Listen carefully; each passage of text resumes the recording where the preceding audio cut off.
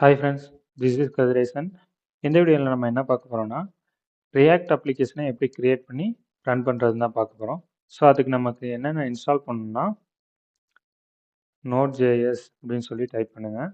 Node.js டவுன்லோட்னு சொல்லி type பண்ணிங்கன்னா, எனக்கு பார்த்தீங்கன்னா ஃபஸ்ட்லேயே வந்து டவுன்லோட்னு சொல்லிட்டு ஒரு லிங்க் கிடைக்கும். நெக்ஸ்ட் ஸ்க்ரோல் டவுன் பண்ணிங்கன்னா விண்டோஸ் இன்ஸ்டாலர்னு சொல்லிட்டு ஒரு ஆப்ஷன் இருக்கா, ஸோ அதை கிளிக் பண்ணுங்கள். கிளிக் பண்ணி டவுன்லோட் பண்ணிக்கோங்க. டவுன்லோட் பண்ணி இன்ஸ்டால் பண்ணிடுங்க. நான் ஆல்ரெடி இன்ஸ்டால் பண்ணனால நான் திரும்பவும் இன்ஸ்டால் பண்ணல. ஜஸ்ட்டு வந்து எப்படி செட்டப் இருக்குன்னு காமிக்கிறேன் பாருங்கள். நெக்ஸ்ட் கொடுத்துட்டு இன்ஸ்டால் பண்ணிக்கோங்க.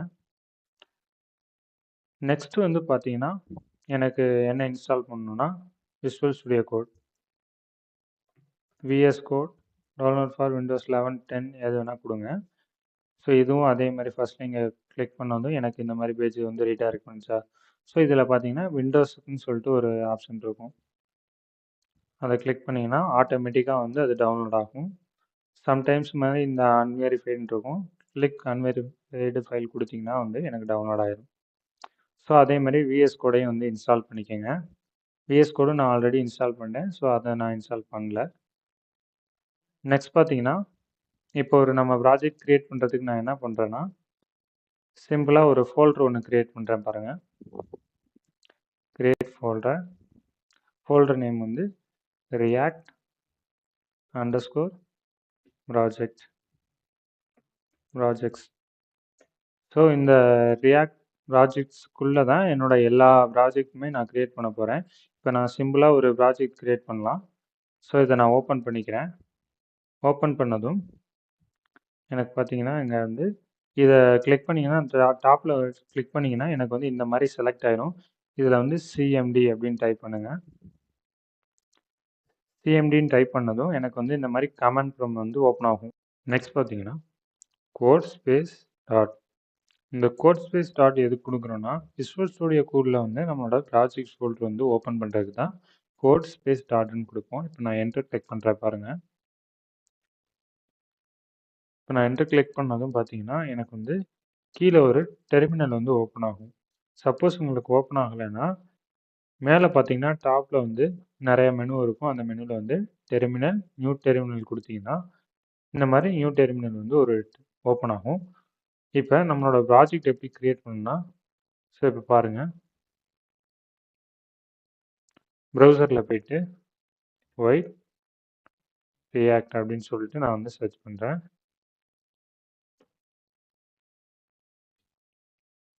இதில் பார்த்தீங்கன்னா கெட் ஸ்டார்ட்னு ஒரு லிங்க் கிடைக்குதா, இதை கிளிக் பண்ணிங்கன்னா ஓகே இங்கே பாருங்கள் கெட் ஸ்டார்ட்னு இருக்கா. ஸோ இதில் போயிட்டு ஸ்க்ரோல் டவுன் பண்ணிங்கன்னா இதில் வந்து என்னென்ன ஃபியூச்சர்ஸ் வந்து எனக்கு இருக்குது, டெம்ப்ளேட்ஸ் வந்து இருக்குன்னு காமிக்கும். Vanilla, Vue, React and Preact, Lit, இந்த மாதிரி நிறையா இருக்குது. ஸோ இதில் நம்ம என்ன யூஸ் பண்ணோம்னா ரியாக்ட் தான் யூஸ் பண்ண போகிறோம். அப்படியே ஸ்க்ரோல் டவுன் பண்ணிங்கன்னா எப்படி வந்து நம்ம ப்ராஜெக்ட் க்ரியேட் பண்ணுறது, அதுக்கு என்ன கமாண்ட் யூஸ் பண்ணணும் அப்படின்னு சொல்லி இதிலே வந்து கொடுத்துருப்பாங்க. NPM create Vite at latest அப்படின்னா, என்பிஎம்னா நோட் பேக்கேஜ் மேனேஜர்னு சொல்லுவோம். நம்ம என்னென்ன பேக்கேஜ்லாம் யூஸ் பண்ணுறோமோ அது எல்லாமே மேனேஜ் பண்ணுற ஒரு டூல் தான் வந்து நோட் பேக்கேஜ் மேனேஜர்னு சொல்லுவோம். அண்ட் தென் கிரியேட் கீவேர்டு வந்து ஒரு ப்ராஜெக்ட் கிரியேட் பண்ணுறதுக்காக யூஸ் பண்ணுறது. அண்ட் ஒயிட் அட் லேட்டஸ்ட்னா நம்ம latest version react application create பண்ணுறதுக்கு இந்த ஒயிட் அப்ளிகேஷன் வந்து யூஸ் பண்ணுறோம். நெக்ஸ்ட் பார்த்தீங்கன்னா பக்கத்தில் வந்து உங்கள் ப்ராஜெக்ட் நேம் வந்து யூஸ் பண்ணுவோம். ஓகே இப்போ பாருங்கள் கிரியேட் பண்ணலாம். இப்போ நான் டெர்மினல் வந்துட்டேன். டெர்மினலில் வந்து செக் பண்ணிக்கோங்க நீங்கள் கரெக்டான ஃபோல்டர் பாத்தில் தான் இருக்கீங்களான்னு செக் பண்ணிவிட்டு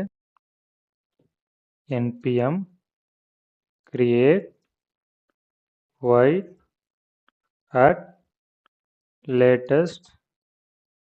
ஸோ இது வரைக்கும் பார்த்தீங்கன்னா நம்மளோட கமெண்ட்.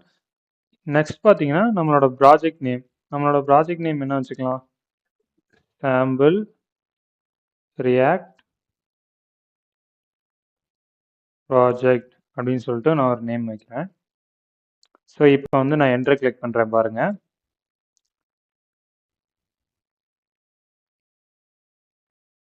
இப்போ எனக்கு வந்து பார்த்தீங்கன்னா ப்ராஜெக்ட் வந்து க்ரியேட் ஆகிட்டுருக்கு. உங்களுக்கு நெட்வொர்க் வந்து ப்ராப்பராக இருந்தால் வந்து கரெக்டாக இன்ஸ்டால் ஆகும். இதை இன்ஸ்டால் பண்ணுறது கண்டிப்பாக நமக்கு வந்து நெட்வொர்க் வந்து கனெக்டில் இருக்கணும். ஓகேங்களா, எனக்கு இன்ஸ்டால் ஆகிட்டுருக்கு. பார்த்தீங்கன்னா எனக்கு வந்து எந்த ஃப்ரேம் ஒர்க் வந்து சூஸ் பண்ணுறீங்க அப்படின்னு சொல்லி கேட்கும். இதில் வந்து பார்த்தீங்கன்னா நான் ரியாக்ட் சூஸ் பண்ணுறேன். நெக்ஸ்ட் அதே மாதிரி டவுன் ஏரோ கிளிக் பண்ணிட்டே வந்தீங்கன்னா ஆப்ஷன்ஸ் வந்து ஷோ ஆகும். நான் இதில் வந்து ஜாவாஸ்கிரிப்டை சூஸ் பண்ணிட்டு என்டர் கிளிக் பண்ணுறேன். ஓகே, இப்போ பார்த்தீங்கன்னா எனக்கு வந்து எல்லாமே வந்து சூஸ் ஆயிடுச்சு. இப்போ நம்ம என்ன பண்ணணும்னா, இப்போ நம்ம இருக்க ஃபோல்டர் பார்த்தீங்கன்னா ரியாக்ட் ப்ராஜெக்ட்ன்ற ஃபோல்டருக்குள்ளே இருக்கும். இது வந்து காமனான ஃபோல்டர். நம்ம இப்போ என்ன பண்ணணும்னா நம்மளோட ப்ராஜெக்ட்டுக்கு வந்து ரீடைரக்ட் பண்ணதுக்கு அப்புறம் தான் நமக்கு தேவையான ஃபைல்ஸ்லாம் வந்து இன்ஸ்டால் பண்ணணும். இப்போ பார்த்தீங்கன்னா CD sample underscore react underscore project இதான் நம்மளோட ப்ராஜெக்ட் ஃபோல்டரு. ஸோ அதுக்கு நான் வந்து மூவ் ஆகிக்கிறேன். ஸோ இப்போ மூவ் ஆயாச்சு. இப்போ எப்படி வந்து கண்டுபிடிக்கிறது அப்படின்னு பார்த்தீங்கன்னா, இங்கே டெர்மினலில் கடைசியாக பார்த்தீங்கன்னா நம்மளுக்கு வந்து நம்மளோட ஃபோல்டர் பாத் வந்து இருக்கும். இப்போ நெக்ஸ்ட் என்ன ஸ்டெப் சொல்லியிருக்காங்க, npm install npm install. இந்த npm install எது கொடுக்குறோன்னா, டிஃபால்ட்டாக வந்து நம்ம ரியாக்ட் ப்ராஜெக்ட்டுக்கு தேவையான இப்போ பேக்கேஜ் எல்லாமே வந்து இது இன்ஸ்டால் பண்ணி கொடுக்கும். ஓகே, நெக்ஸ்ட் பார்த்தீங்கன்னா நம்மளோட npm இன்ஸ்டால் கொடுத்தது நமக்கு தேவையான பேக்கேஜ்லாம் இன்ஸ்டால் ஆகி முடிச்சதுக்கப்புறம் இப்போ நம்ம ப்ராஜெக்ட் எப்படி ரன் பண்ணுறதுன்னா npm run dev இந்த கமாண்டை யூஸ் பண்ணிங்கன்னா நம்மளோட ப்ராஜெக்ட் பார்த்தீங்கன்னா லோக்கல் ஹோஸ்ட்டில் வந்து ரன் ஆகும். இது அந்த லிங்க் மேலே வந்து கண்ட்ரோலை வந்து ஹோல்ட் பண்ணி வச்சுட்டு ஜஸ்ட் ஒரு கிளிக் மட்டும் பண்ணிங்கன்னா எனக்கு பார்த்தீங்கன்னா ப்ரௌசரில் வந்து ஓப்பன் ஆகும். பார்த்தீங்களா, டிஃபால்ட் டெம்ப்ளேட் வந்து எனக்கு லோட் ஆயிடுச்சு. ஸோ இந்த மாதிரி தான் இருக்கும். ஒரு கவுண்டர் அப்ளிகேஷன் வந்து கிரியேட் ஆகிருக்கு பார்த்தீங்களா, நான் கிளிக் பண்ண எனக்கு கவுண்ட் இன்க்ரீஸ் ஆகிட்டே இருக்குது. இதை எப்படி சேஞ்ச் பண்ணலான்னு பார்க்கலாம் வாங்க. திரும்ப என்னோடய ப்ராஜெக்ட் போய்க்கிறேன். சாம்பிள். ஓகே, நெக்ஸ்ட் பாருங்கள். நம்மளோட லெஃப்ட் சைடில் பார்த்தீங்கன்னா ஒரு ப்ராஜெக்ட் செட்டப் இருக்கும். இந்த செட்டப்பில் பார்த்தீங்கன்னா எஸ்ஆர்சின்னு சொல்லிட்டு ஒரு ஃபோல்டர் இருக்கா. இந்த எஸ்ஆர்சினா என்னன்னு சொல்லுவோம்னா சோர்ஸ்னு சொல்லுவோம். இந்த சோர்ஸுக்குள்ளே தான் என்னோட எல்லா ஃபைல்ஸும் இருக்கும். அதாவது நம்ம கிரியேட் பண்ணுற HTML, CSS code, components and style sheets and images இது எல்லாமே வந்து நம்மளோட சோர்ஸ் ஃபைலுக்குள்ளே தான் இருக்கும். நம்மளோட ரியாக்டை பார்த்தீங்கன்னா சிங்கிள் பேஜ் வெப் அப்ளிகேஷன் சொல்லுவோம். எதனாலனா இந்த HTML கோட் பார்த்தீங்கன்னா எனக்கு வந்து சிங்கிள் டிவ்வை மட்டும்தான் ரிட்டர்ன் பண்ணுது. இந்த டிவ்வை வந்து எங்கே கால் பண்ணுன்னா main.jsன்ற ஜாவாஸ்கிரிப்டில் வந்து கால் பண்ணுவோம். ஸோ இதுக்கு ஐடி என்ன வச்சுருக்கோம், ரூட்டுன்னு சொல்லி வச்சுருக்கோமா. இந்த ஐடியை இந்த ஜேஎஸ் ஃபைலில் கால் பண்ணிவிட்டு ரூட்டுன்னு சொல்லி கால் பண்ணிட்டு இதுக்குள்ளே தான் நம்ம எல்லா காம்பனன்ட்ஸையும் வந்துமே ரெண்டர் பண்ணுவோம். எது நமக்கு தேவையோ அதை மட்டும் ரெண்டர் பண்ணுவோம். இது மூலயமா நமக்கு வந்து நம்ம வெப்சைட்டோட பர்ஃபார்மன்ஸ் வந்து ரொம்ப ஃபாஸ்ட்டாக இருக்கும். ஓகே, நெக்ஸ்ட்டு இதை எப்படி வந்து ஆல்டர் பண்ணலாம் பார்க்கலாம். இதில் பார்த்தீங்கன்னா ஆப்புன்னு சொல்லிட்டு ஒரு காம்பனன்ட் இருக்கா. ஸோ ஒரு ஆப்புன்ற காம்பனன்ட் நான் ஓப்பன் பண்ணுறேன். இந்த ஃபைலில் பார்த்தீங்கன்னா ஒரு கவுண்டர் அப்ளிகேஷன் நம்ம டிஃபால்ட்டாக பார்த்தோம் பார்த்தீங்களா. ஸோ அதுதான் அதுக்கான கோடு தான் இது. நான் இது எல்லாத்தையுமே வந்து ரிமூவ் பண்ணிடுறேன். ரிமூவ் பண்ணிவிட்டு இதையுமே ரிமூவ் பண்ணிட்டேன். இதுக்கு பேர் என்னன்னு சொல்லுவோம்னா எம்டி ஃப்ராக்மெண்ட்னு சொல்லுவோம். இதை பற்றி பின்னாடி சொல்கிறேன், இந்த ஃப்ராக்மெண்ட்டை பற்றி. ஸோ இதில் பார்த்தீங்கன்னா ஒரு டிவ் வந்து ரிட்டர்ன் பண்ணணும். டிவ்னு சொல்லி ஒன்று கொடுக்குறேன். பார்த்தீங்கன்னா இதுக்குள்ள வந்து ஹலோ வேர்ல்டு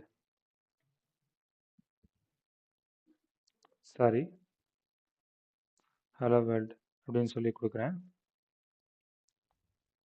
இதோட அவுட்புட் பார்க்கலாம். அவுட்புட் பார்த்தீங்கன்னா எனக்கு இங்கே வந்து ஹலோ வேர்ல்டுன்னு சென்டரில் வருதா. இது வந்து டிஃபால்ட்டாக அவங்க கொடுத்த அதே சிஎஸ்எஸ் ஸ்டைல் அப்படியே இருக்குது. ஸோ அதையும் ரிமூவ் பண்ணணும். அதுக்கு என்ன பண்ணுறோன்னா இந்த இம்போர்ட்லாம் எனக்கு தேவையில்லை. இந்த யூஸ் ஸ்டேட் எதுவுமே தேவை கிடையாது. அதெல்லாம் ரிமூவ் பண்ணுறேன். இந்த யூஸ் ஸ்டேட்டையும் ரிமூவ் பண்ணுறேன். சிம்பிளாக எனக்கு இது மட்டும் இருந்தால் போதும். நெக்ஸ்ட்டு ஸ்டைல் பார்த்தீங்கன்னா அவங்க கொடுத்த டிஃபால்ட் ஸ்டைலிங் வந்து app.css தான் இருக்கா. இது எல்லாமே வந்து நான் ரிமூவ் பண்ணுறேன். ரிமூவ் பண்ணதுக்கப்புறம் நெக்ஸ்ட் பார்த்தீங்கன்னா index.cs சொல்லி ஒன்று இருக்கும். ஸோ அதையுமே நான் வந்து எல்லாத்தையும் செலக்ட் பண்ணி ரிமூவ் பண்ணுறேன். இப்போ என்னோட அவுட்புட் பார்த்தீங்கன்னா ஹலோ வேர்ல்டுன்னு சொல்லிட்டு இங்கே வந்ததா. டிஃபால்ட் ஸ்டைலிங் எல்லாமே போயிடுச்சா. நெக்ஸ்ட் பாருங்கள், இதுக்கு நான் ஸ்டைலிங் வந்து ரைட் பண்ணுறேன். app.csல போயிட்டு நெக்ஸ்ட் பார்த்தீங்கன்னா இந்த டிவ்வுக்கு வந்து ஒரு கிளாஸ் நேம் கிரியேட் பண்ணிக்கலாம். நார்மலாக HTML பார்த்தீங்கன்னா நம்ம வெறும் கிளாஸ்ன்னு மட்டும்தான் யூஸ் பண்ணுவோம். இங்கே ரியாக்டில் நம்ம என்னென்னு யூஸ் பண்ணோம்னா கிளாஸ் நேம் அப்படின்னு சொல்லி யூஸ் பண்ணோம். இதில் பார்த்தீங்கன்னா இப்போ நான் கிளாஸ் நேம் வந்து கண்டெய்னர் அப்படின்னு சொல்லி கண்டெய்னர்னு ஒரு நேம் வச்சுக்கிறேன். ஸோ இதை வந்து app.cs ஸ்டைல் ஷீட்டில் வந்து கால் பண்ணிக்கலாம். கால் பண்ணதுக்கப்புறம் ஃபாண்ட் சைஸ் 25 பிக்சல் வச்சுக்கலாம். ஸோ என்னோடய அவுட்புட் பாருங்கள். ஸோ என்ன கூட பெருசுப்படுத்திக்கலாம். நான் வந்து 45ன்னு வைக்கிறேன். பார்த்தீங்கன்னா எனக்கு வந்து பெருசாகிடுச்சு. அண்ட் தென் ஃபாண்ட் ஃபேமிலி வந்து சான்ஸ் செரிஃப் அப்படின்னு சொல்லி வச்சுக்கலாம். டெக்ஸ்ட் மாறிச்சா? ஸோ அதே மாதிரி டெக்ஸ்ட் அலைன் சென்டர் அப்படின்னு கொடுத்தேன்னா எனக்கு வந்து டெக்ஸ்ட் வந்து சென்டரில் வந்துருச்சா? ஓகே, இதுதான் டிஃபால்ட் ஸ்டைலிங் வந்து இந்த மாதிரி தான் பண்ணுவோம் நம்ம. ஓகே, நெக்ஸ்ட் வீடியோவில் பார்த்தீங்கன்னா ரியாக்டோட பேசிக்ஸ் வந்து ஆரம்பிச்சிடலாம். Okay, thank you guys. இந்த வீடியோ யூஸ்ஃபுல்லாக இருந்துச்சுன்னா லைக் பண்ணுங்கள், சப்ஸ்கிரைப் பண்ணுங்கள்.